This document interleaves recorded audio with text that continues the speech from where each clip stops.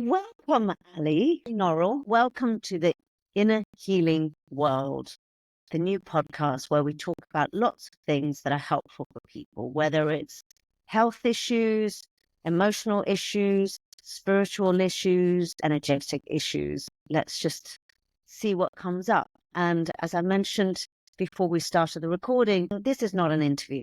This is a conversation. This is just a lovely chat to get to know you. You're not only a very successful author, you began as a birth doula, fertility and reflexologist healer, and you also are a psychic and you are a medium. And all of that you've kind of amalgamated it together from what I understand and become now what you are. Yeah.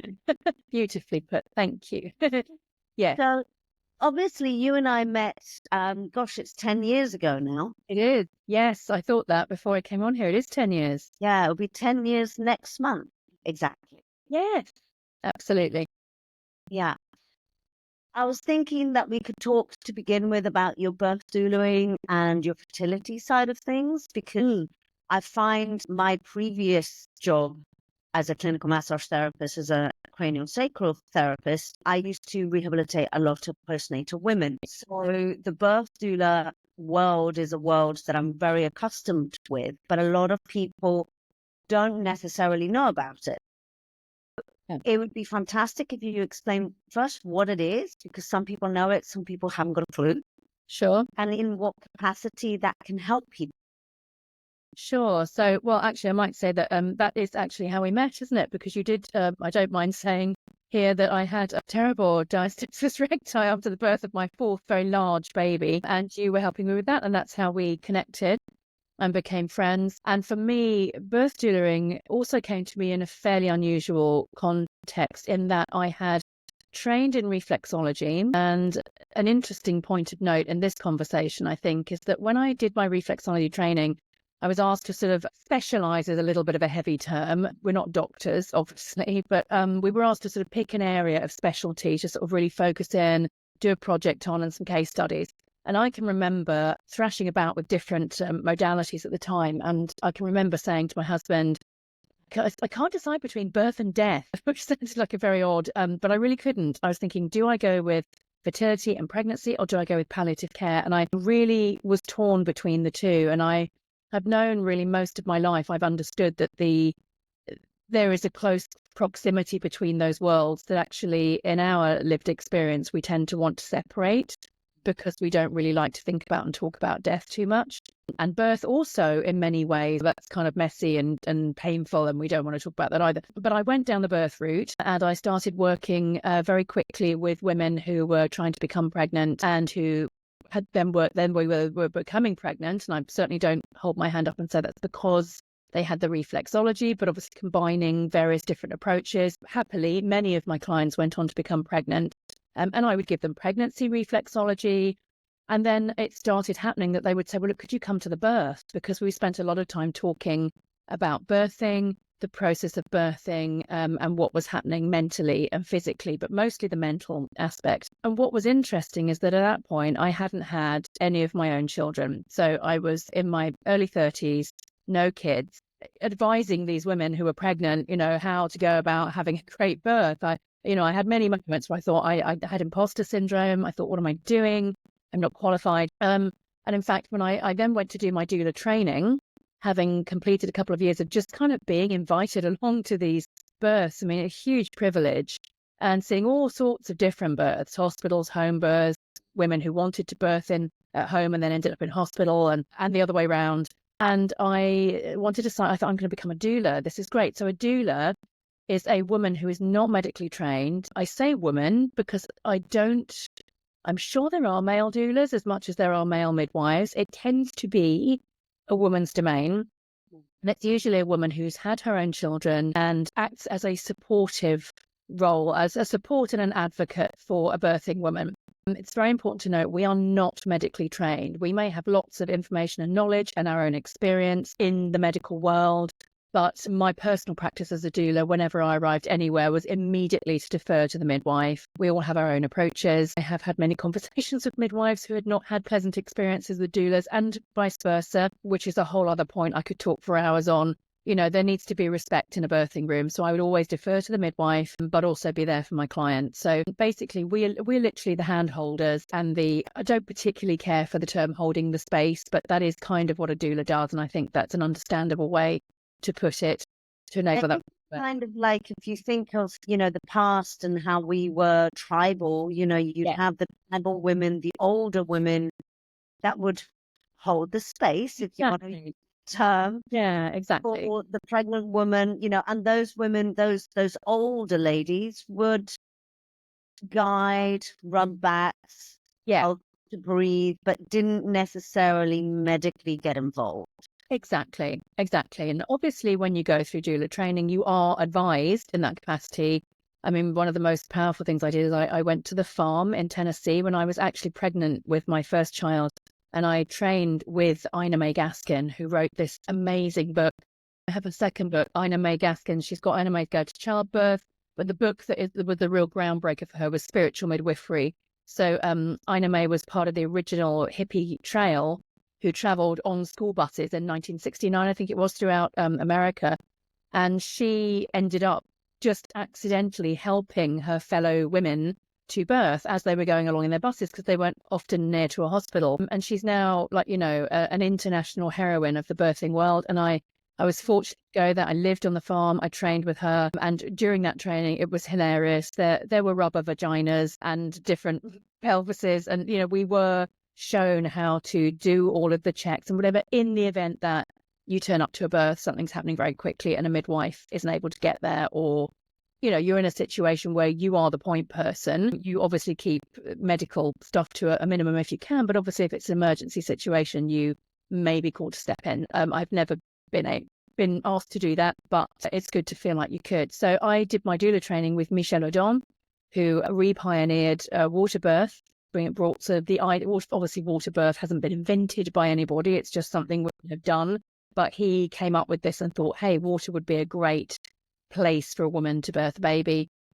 And what was really unusual was that back at that time, it was accepted onto his doula training course, despite having not had a baby myself. I was the only person on that training. At that point, it was kind of a stipulation that in order to be a doula, you had to have given birth. But because I had already accompanied women in births as a reflexologist, he took me on and I did my training with him. And in fact, his partner in his business was my doula for the birth of my first son. So, I immersed myself in it. Pardon the water birth pun, but I really immersed myself in the world of birthing. And that's really what I did for over 10 years around the births of my own 4 children, which were all hugely positive experiences, very different and positive. I often hesitate to mention this now, but they were all born at home, in different homes, actually, because we've moved a lot. They were all born at home, but I don't actually hold that up as any kind of achievement, because I believe very strongly that women should always birth where they feel safe.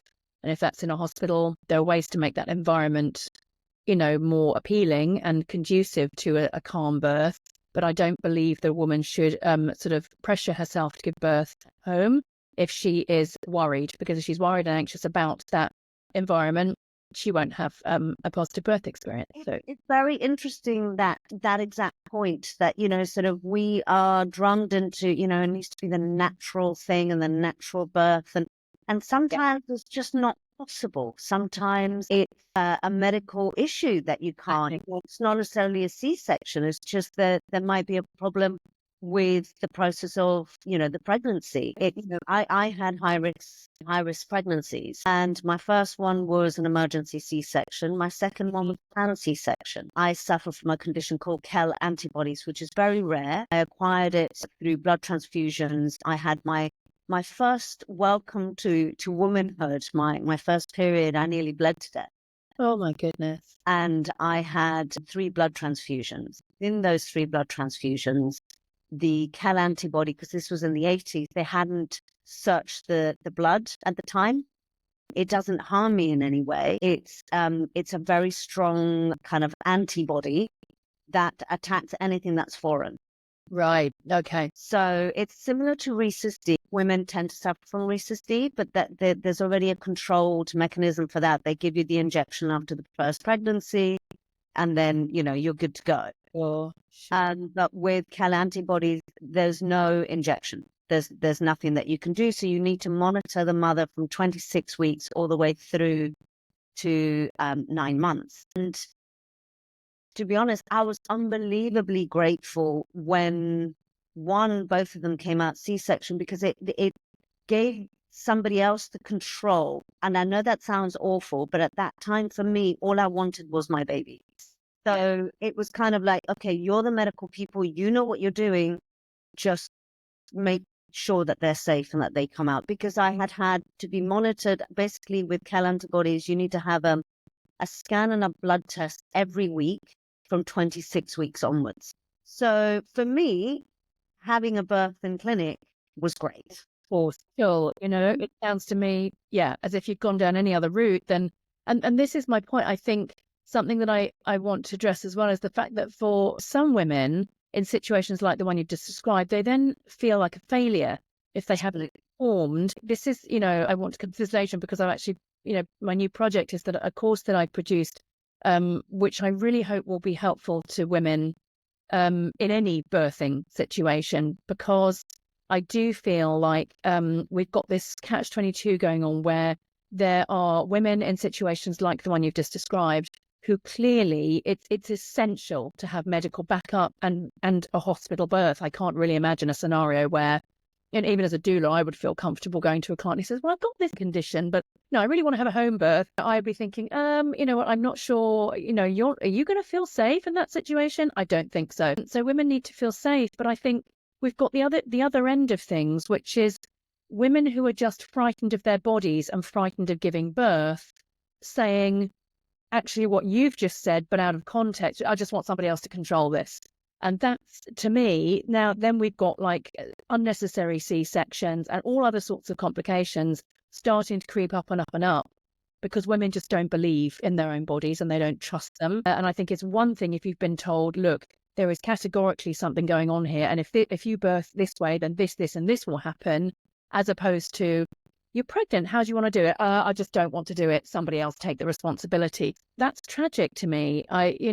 What if we did that with all our bodily functions? Because giving birth is a bodily function. And I was musing on this morning, and it's wondering whether it was highly inappropriate to say it. But I think, if you think of what happens when we go to the lavatory, imagine if we approach that in the same way as we approach birth. Now, I know that going to the lavatory is the exit of waste and birthing is the exit of something incredibly precious. So that is obviously that difference. But the actual bodily function, we don't think about it. We just think, okay, I'll just kind of pop off when I feel like I need to. We don't announce it to everyone. We don't tell everyone, right, on Wednesday the 28th of February, I'm going to the toilet, everyone, and tell everyone. And then we don't sort of think, oh, I haven't done anything. Could you come and help cut it out? Can I have drugs? I mean, it's like we don't make that degree of, we're not panicking so much because it's just something our body does naturally. And to a point, for a lot of women, that is what their body is born to do, but they don't even get off the starting block. They just don't want to engage with it. It's very much the ability to know your body. Yes. Know the layers, know how it works, know how it functions, understand it so that you're not frightened and give the complete authority to somebody else. If we are able to understand how we work and how we function, how we move, how the layers are, it doesn't mean that you don't give the autonomy to somebody else, but it means that you have the ability to question. You have the ability to say, okay, I have this condition, or my pregnancy is this, or my body's doing that. If you understand how it works, then you can ask questions. Exactly. And also it then becomes a conscious choice. And because, control is spoken about a lot in the world of birthing.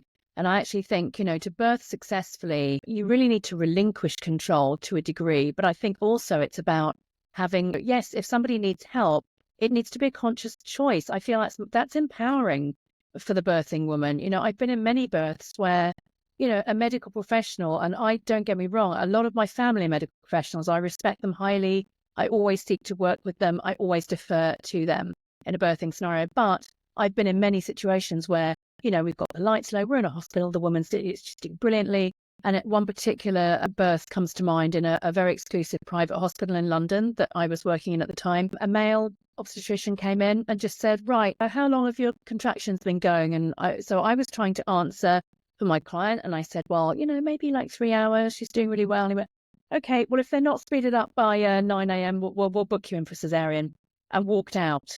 And then she just clamped up. And you know what? That woman ended up with a cesarean. And I've never forgotten that, because it made me angry, because I feel like she wasn't even given chance to trust her body.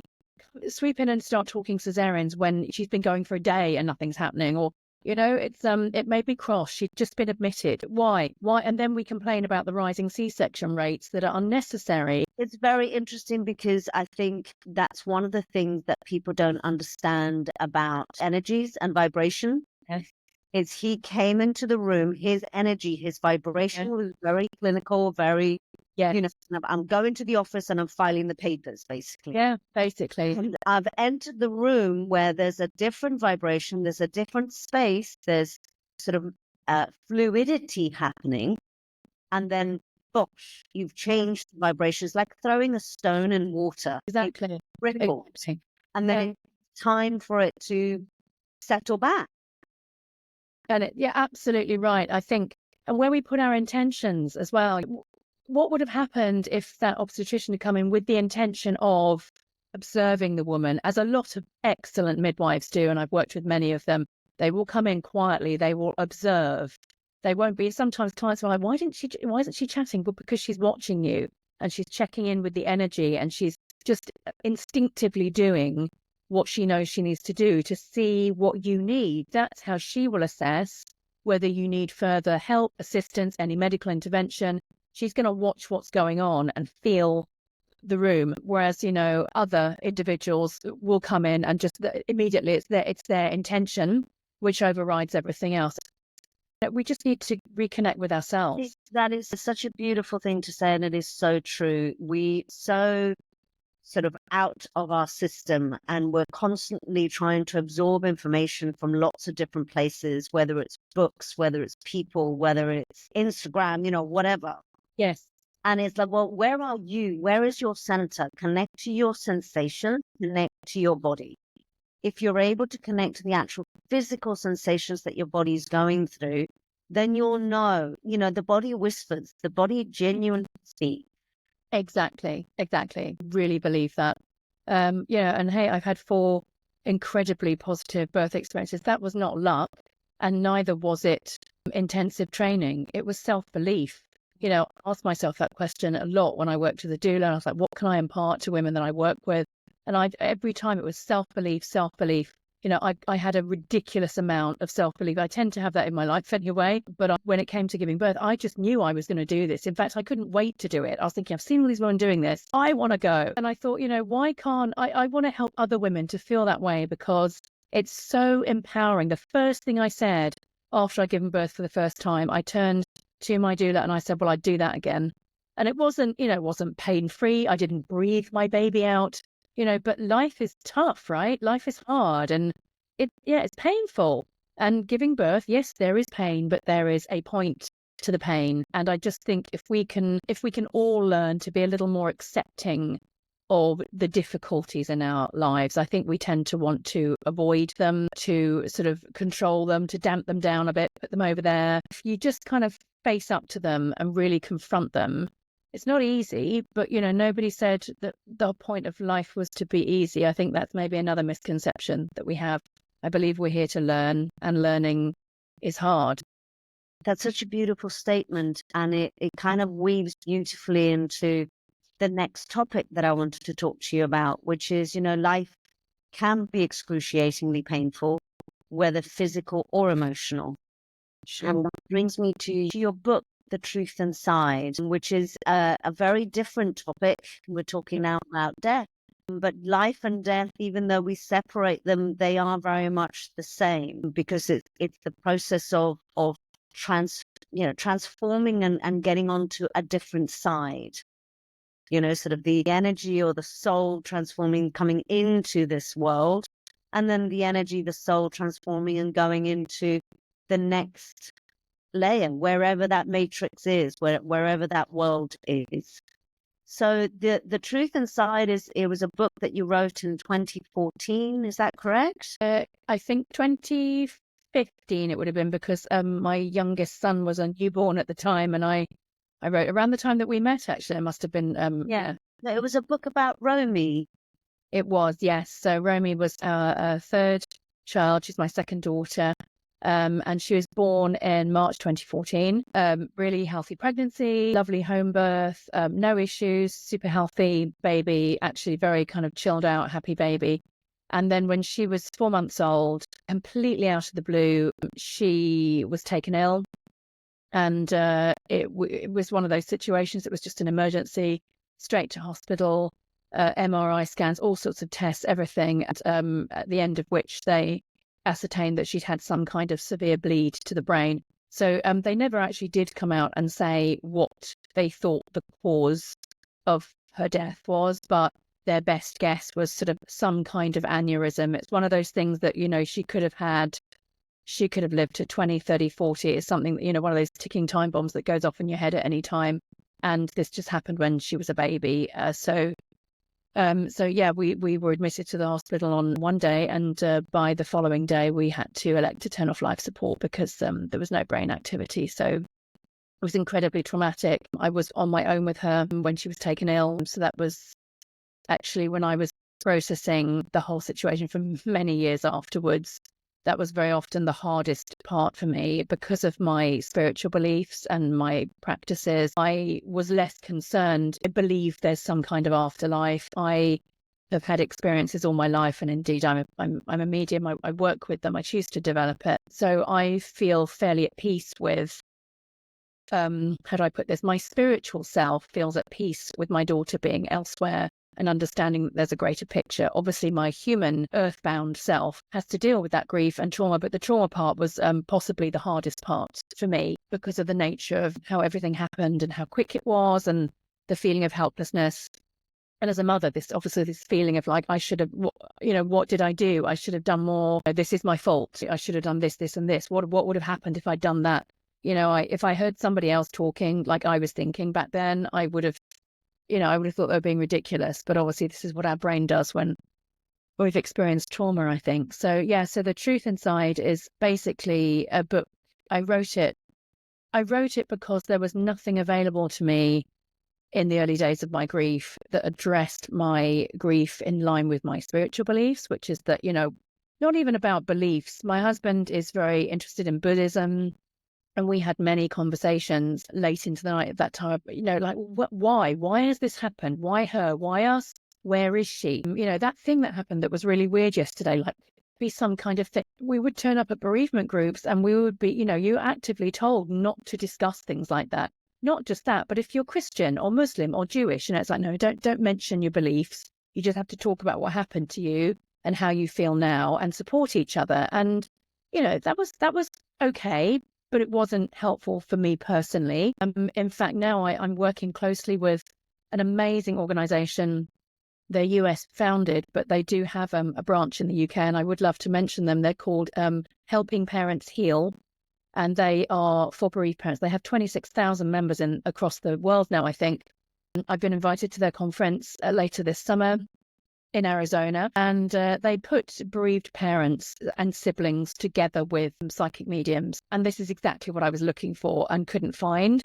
I obviously sought out mediums and to try and make sense of the things that were happening in our home. But I just thought if I could maybe help one or two other people who may have experienced loss, particularly loss of a child, to try to understand that what I think I believe, I don't know it for a fact, I can't prove anything, but I believe that we continue in some way. Our energy continues after we pass, after our physical body dies. And I wrote The Truth Inside to try and make sense of my own experiences, and also to sort of try to give them to others as perhaps a point of comfort if they'd experienced loss.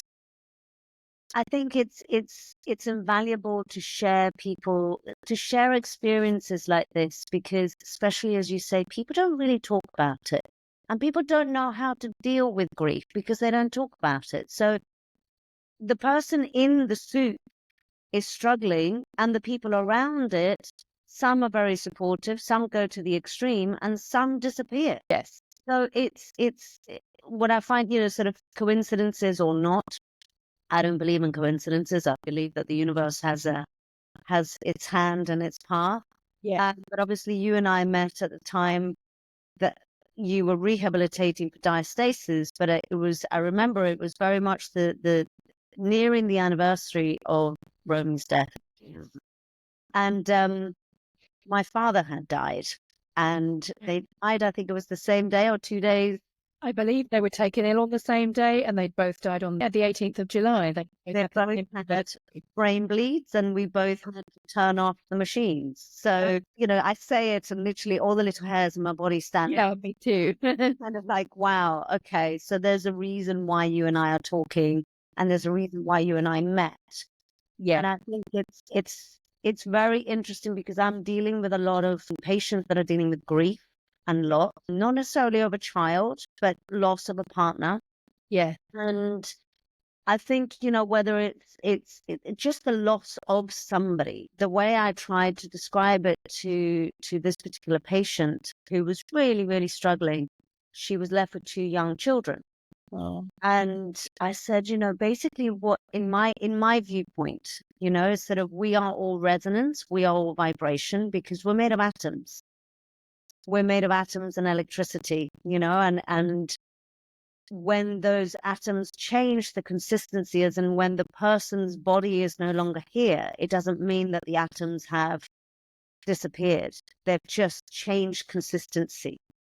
I remember trying to explain this to my daughter at the time when she lost her grandmother, 6 years ago, yesterday. And she couldn't understand where her grandmother had gone. She was 10 years old. And she really struggled at the time with the loss. And I said to her, okay, so visualize it like a vase of water with a load of roses. As the roses start to wither and disappear, the water starts evaporating. And it doesn't mean that the water's no longer there. It's just evaporated and turned into a cloud. But the water is still there. It's just a different consistency. Right. So they are with you. They're just not in the format of the vase with the water in it. Exactly. And not a format that you can necessarily, you can feel it, you can sense it, but you don't necessarily see it. Yeah.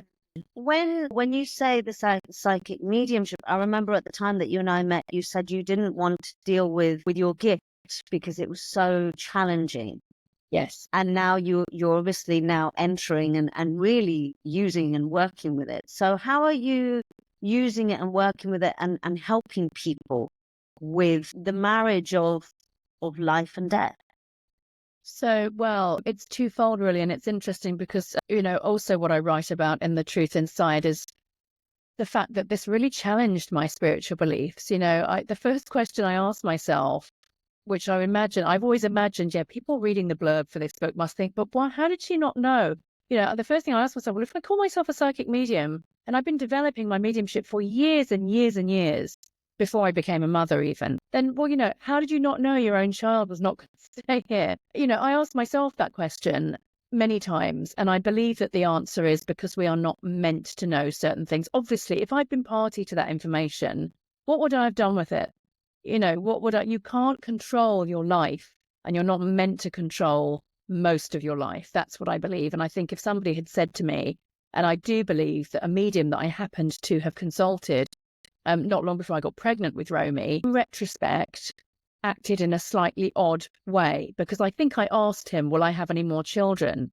And he behaved a little strangely, and the sitting was just coming to a close. Understanding what I do about the nature of that work, I feel quite strongly that he probably did have some kind of sense that something was coming.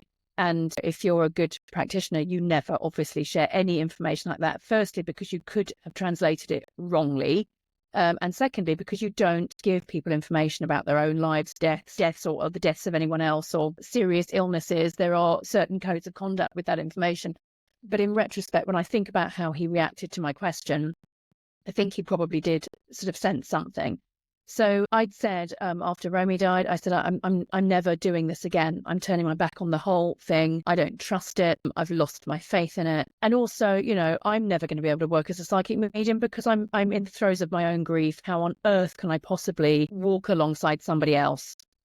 And interestingly, my mother, who is pretty psychic in her own way, but chooses not to sort of engage with it very much. But at key moments in my life, she's so non-interfering. It's crazy. But at key moments in my life, she will often sort of say something that sticks with me. And I do remember she said to me, I think you're going to work with bereaved parents as a medium. And I said, no, that's never going to happen, Mum. Never, not doing that. The other thing I said I would never do is work with pregnancy, work as a doula, because I just thought, well, I can't. What if the person is giving birth to a healthy baby girl? How am I going to feel about that? How will I deal with that? What if, God forbid, something should happen in that birthing scenario? I'll fall apart. I won't be able to cope. I couldn't even save my own daughter. How am I going to be able to do that? And it took me, I mean, really, it's been 10 years in July since Romy passed. And it took me really up until last year to get my head around the idea that actually, because I was like, I want to come back, I want to work, what should I do? And I kept coming up with all these different ideas for what I was going to do. And I think a very close friend said to me, but you've done all this training and you've done all the, you know, why don't you just do what you were supposed to be doing in the first place? And because she put it like that, I questioned it. And it started with me, I connected with Helping Parents Heal through a mutual contact, and they loved my book and wanted me to talk about my book to their members in the US, which I did. And then they said, come to our conference. And then I thought, well, you know, maybe I could just maybe do a few sittings. So I started to do that. And I have worked with several bereaved parents as a medium. And I've gone back to my old mentor, my mediumship mentor that I studied with for many years. She accepted me back into her class, which is amazing. So I've sort of been getting back in touch with it and really strengthening that muscle, because that is kind of how I view it. Alongside that, I'm also working sort of with intuitive guidance. So I sometimes work with tarot cards, and that's more on people with life situations wanting guidance. So I work a little with that too. Yeah. So tell me if any of the listeners are thinking, they've lost somebody or they've lost a child. In what way does mediumship help? Because, there's a lot of skeptics out there. Yes. For those that are a bit skeptical and a bit, but they're also really struggling, we were talking about at one point of the difficulty of managing pain and managing challenges and the journey, and actually realizing that the pain is you being alive. But if you needed support or you needed something, I support people through cranial sacral by calming their sympathetic nervous system down. That's how I support people with grief. And I know that, for example, for me, when I've been grieving both my parents, I used a lot of yoga and breath work and just lots of movement. And ironically, going back to the conversation we were having about being in your body, I needed to connect to my body to actually realize that I am on this earth. And I utilized my breath and very gentle yoga to help me with my grieving process. So how would you suggest that medium and psychic modality could help somebody? That's a brilliant question, because I agree, there are lots of, and quite rightly so. I mean, I think it's very healthy to be skeptical. I'm skeptical. When I've experienced things, like the first thing I do is try to discount it. Okay, but this bit because of that. Or, I was standing there and of course the light was going to hit that and that. I immediately try to discount what I'm experiencing, not in a necessarily negative or skeptical way, but just because I want to understand what's happening. So there are lots of places like the Windbridge Institute in the US who conduct really in-depth psychic research. In fact, if I want to go, which I do sometimes want to go ahead and become a certified medium with Helping Parents Heal, they have a quintuple blind reading system that scares a lot of people off. You basically have to read blind for a sitter down a phone line. You can't see them. You don't know their name, nothing about them. And you do that 5 times and they rate you. And then if you get over a 60% rating on all 5 sittings, Helping Parents Heal will then certify you. So there are, and people like Windbridge do similarly, but actually more in depth. And they also work visually with some symbolic cards. And there's lots of really exciting research going on. there's also lots more scientific explanation coming out now about exactly what you were describing, the fact energy, how energy works, how our bodies actually are containers for energy, and how, even doctors now are coming out and saying energy carries on after the body is done.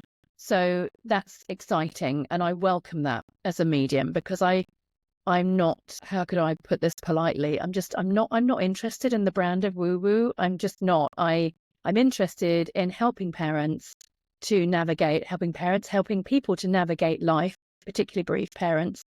How mediumship can help is on many layers, but it's often in the unexpected layers that it's most helpful. So the questions we tend to have when we are grieving a person is, why has this happened? Where are they? Are they okay? If somebody has gone through a prolonged or a traumatic or an unexpected passing or death, that can leave those of us behind really worrying that they were in pain at the end, or, they felt terrible, or they were on their own, or, so try to understand what happens around the process of death and where our energy or our spirit or our soul or whatever words feel right for the person in question. Where is that now? And are they still a recognizable version of our loved ones?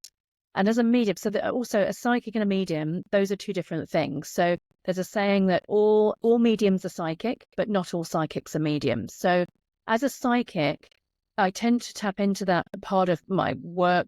I use tarot as a prompt. So just to be clear, I don't memorize the meanings of tarot cards and tell you, oh, the Two of Swords means that this will happen to you. I don't work that way. I respect those who do. For me, it's a prompt. I look at an image and then I get information in my head about the person sitting in front of me. And that can be quite mundane or practical information, like, oh, if you've got an issue with somebody in your workplace at the moment, have they taken over a project that you're working on? I will get that kind of information. It just pops into my head. And I believe that we all have that ability. We're all born with it. We all know what's going on.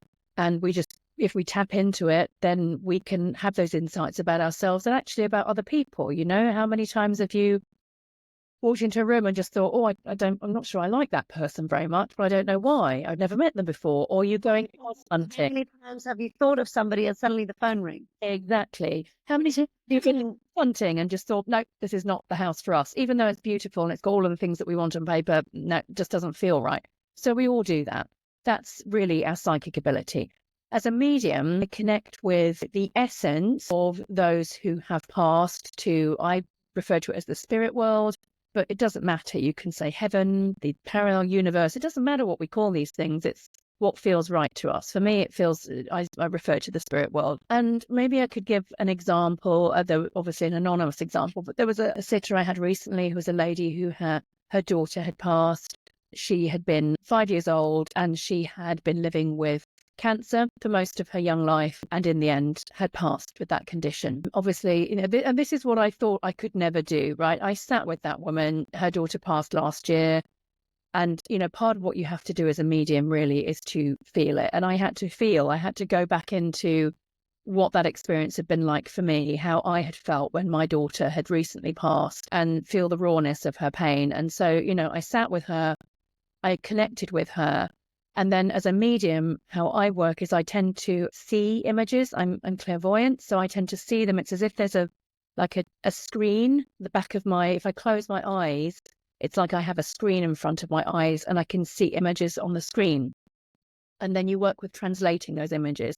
Sometimes they can be symbols or words, and then you're like, what the hell does that mean? Sometimes you'll have to ask a question, but as you get more practice, you start, oh, whenever I see that symbol, I know that means this. So how I worked with this lady is I did manage to make a connection with her daughter, but always, always, always, it is the seemingly insignificant things that are the most helpful, because what this lady wanted to know was her daughter okay? Was her daughter there? Like, was I really connecting with her daughter?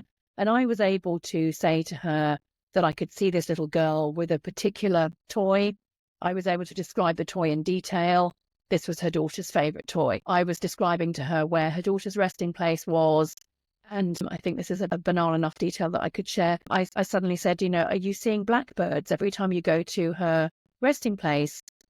And I see you sitting there and I can see always a blackbird coming. And she said, yes, not just, oh, are there blackbirds over there, you know, hopping around on a fence, but like, does one come and sit right at your feet? Have you had that experience? And she had. Often with people, and this has happened to me personally, it's robins. There are people who believe that when you see robins, particularly sort of slightly unseasonally, it sort of signifies that a loved one in the spirit world is nearby. And myself and my youngest son actually have had some extraordinary encounters with robins that have really left me thinking, oh, you know, I kind of, that sounds like a silly thing to me, but I'm really thinking I might believe it.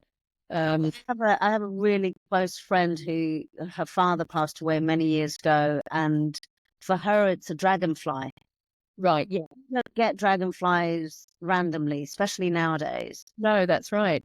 But she knows, and when he passed, there were dragonfly, you know, sort of there was a definite connection, and she, Yeah. you know, when it's nearing the anniversary, suddenly a dragonfly flies near her or by her, you know, so it does, there is always a connection of some sort. You know, they're so symbolic of, you know, these two worlds, right? Birth and death, because a dragonfly emerges and it's so beautiful, but I understand they have a fairly short lifespan. So not only do they sort of shed this chrysalis-y thing that they emerge from, so that kind of becomes something they leave behind. So I think they're symbolic of being born and dying, and also of rebirth. So they're very spiritual symbols, and very commonly seen by people with sort of spiritual beliefs as well. So I think, to finish answering your question in a very long-winded way, I think, you know, what mediumship can do, in my opinion, is to offer, I don't use the word proof because I don't use that word lightly, and I don't believe you can prove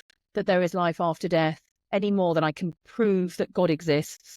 You know, these are things that how do you prove it? I don't know. But I think it gives us an insight into the idea that we continue after our body dies. And the way that we do that is to say, you know, did your daughter own an orange monkey that she took to bed every night? And, you know, I've never met this woman before. I know I don't know that information about her. I think a skeptic would argue, well, these days with the internet, you can Google anyone and look up. Yes, you can. I don't, obviously, although I'm sure, you know, I'm sure it's tempting to do so if you're working, particularly when you work remotely with somebody as a medium. I just don't do it because I think that actually would get in my head and confuse me even more. So I prefer to know nothing, because then it's the little things like, you know, was your father's favorite brand of chocolate this? Or, you know, it's those things that when you can give that to a person who's grieving, it tells them that you are connected with their loved one. And then once you've made that connection, what I always ask them for is like, you know, is there a message? Is there something you want to say? And there usually is. And it is usually something seemingly insignificant, like I'm okay. Or, you know, at the end, I was peaceful. Or, you know, I was on my own, but all of my loved ones in the spirit world came to meet me. I wasn't alone. And I know you've been worrying about that. Don't worry. It's always something like that, which I'm well aware that a skeptic could argue that you could just pull a load of stock phrases out of the air. But in my experience, I do feel I'm able to connect with the worry or the concern that the bereaved person has, and ask their loved one in spirit to try to ease that for them and reassure them, and ultimately to reassure them that, you know, when our time comes, you know, it's beautiful. Wherever we go to and whatever form we're in, I definitely believe that it's infinitely better than what we experience here. I think we're here to learn. This is a classroom.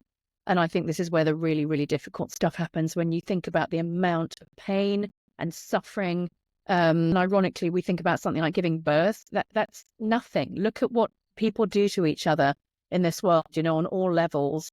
I believe that's because we are learning it, and that's for our spiritual advancement. And when we're done learning here, where we return to infinitely, infinitely better. I mean, religions that talk about heaven and hell, I would almost argue this is hell. I don't think, you know, it's tough. It's very tough.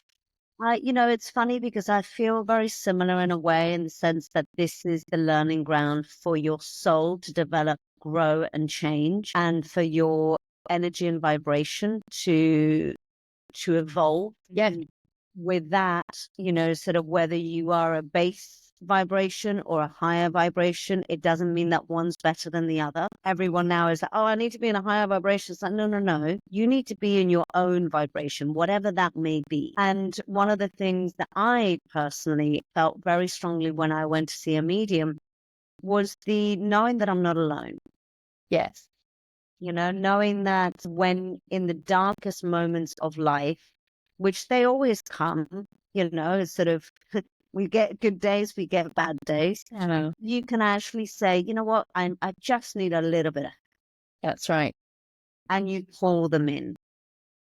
Whoever they might be, it might be even your own child, but their energy can come and support you and be there to hold the space. Yeah, absolutely. Absolutely. Yeah. And that's a very strong argument for sort of seeking support from a medium. And that, my belief is that a medium is exactly that, a support, maybe some guidance, but, I don't believe it's about, conjuring up the dead. And, it's certainly not about the things that people always, well, not always, but some people say, getting the lottery numbers or, working out how to, it's always the thought that I put up before every sitting that I do is to always have the connection and the information that is for that person's highest good, their highest good. And that would mean that, sometimes somebody will come and they'll be wanting, well, am I going to get this job? Now, it might not be in that person's best interest to know whether they're going to get that job or not, because there might be some other things that have to happen along that pathway before they reach there. And if I were to say to them, well, actually, no, you're not, they could be devastated. They could chuck things in the air, go and do something else. And the reason they're not might be because there's something better coming along that's going to serve them better for their higher purpose. And maybe they're not meant to work in the corporate world. Maybe they're meant to teach children, but they just don't see that yet. So this is why we have to be very careful how we give information. I completely agree with that statement. And what a wonderful place to nearly finish this beautiful conversation. But before we go, I know that you're in the process of, is it writing another book and doing an online program? But just briefly, what is the program about? Because it sounds very much like it's kind of a unification of everything that we've been talking about to an extent. Yes, I think, well, the online program that I have made is, it's focused on birth. So then it's a course. And to begin with, it will be a live online course. So I'm aiming at teaching it. I'm just refining the content because there's quite a, so it'll either be a 6 or 10 week live online course. So I'm looking for women who are newly pregnant to come and start to take this course with me, and I will teach them live online. So it'll be 6 or 10 weeks. Same time every week. The course is called Believe You Can Birth. It focuses very much on actually the early part of our conversation today, which is this whole idea of mindset and of actually really trusting yourself and your body, believing in yourself and your body, tapping into your self-belief, not so that you can go in there and not listen to anyone else, not so that you can go in there and feel helpless. You don't actually have to learn anything. Actually, the point of the course is that I want to try and get women to unlearn everything they think they know about birth. And I will then help them with everything that I've learned from Ina May Gaskin and Michelle Odon and 10 years as a doula and 4 amazing birth experiences. I am actively looking for people to take that course with me. And the book really is accompanying the course. So I think it's a really nice complement to the Truth Inside, which is really more about the death end of life. But I love the whole concept of life being cyclical. We talk about the cycle of birth and death. And I realized that when I said to my husband in the beginning, I don't know whether to pick birth or death, I realized that I don't have to choose, and I want to work with them both. And I want to work with helping people to understand that we can completely embrace both of those things without feeling afraid and scared. And, not many people know that in times past, and that is actually exactly what a midwife did. A midwife would not only deliver babies and work with birthing women, but she would also sit with the dying. And I have always loved that concept. And as somebody who has, actually birthed all of 4 of my children, obviously, and sat with one of them, had the privilege of sitting with one of them as she passed, the energy in the room is the same. That's what I would kind of like to leave everyone with. And that's what I said to my husband at the time. We were deep in grief, but I said, the energy's the same. It's the same. It feels the same as when she was born. And that stuck with me as a really powerful learning point. I think these topics need to be discussed and need to be brought up to the forefront. Agreed. Ali, it's been absolutely wonderful chatting to you. Thank you. And thank you so much for having me. It's been a joy.